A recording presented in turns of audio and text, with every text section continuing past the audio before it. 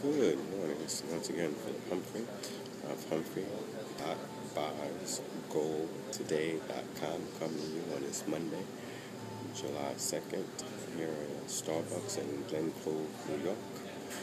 One of my favorite locations. I'm dealing with one of my favorite clients rather.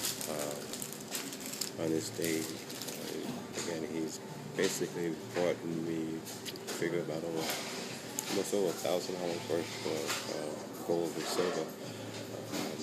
And he's becoming like one of my distributors. We sat down today with, we started out with a bag of gold, gold rings, chains. It weighed about 29.9 grams. At today's market value, that worked out to like $466.82 for him. Then we went to the rings in his bag was like 10 carats. Then we went to a 14 carat pin that weighed 4.62 grams. That worked out to like about $103 for gold at the market. Again, that's what I pay. That's not what it's worth.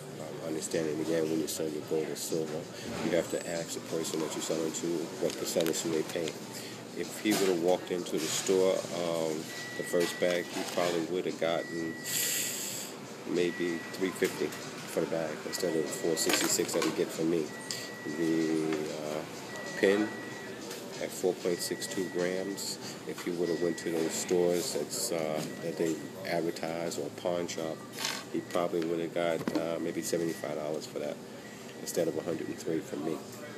Then he came out with a bag of silver.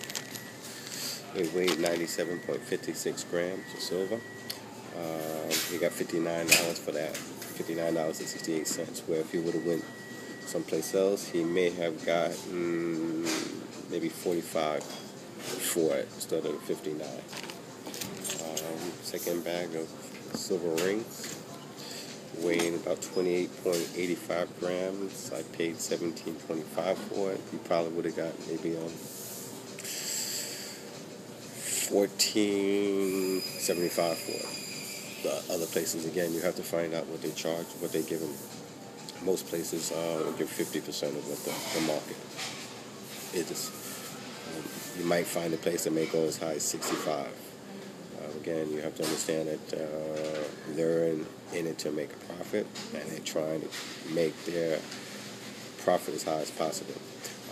One of the reasons that this particular customer comes to me is because I do pay around 75% of what the market is. I go daily, whatever the market of gold is, or the spot price of gold is at that particular time. The software program that I use tells me exactly what the price of gold is at that particular second, and that's what I pay, or silver, or platinum, at 75%. Some of the people has been asking me, well, how do you deal with stolen property?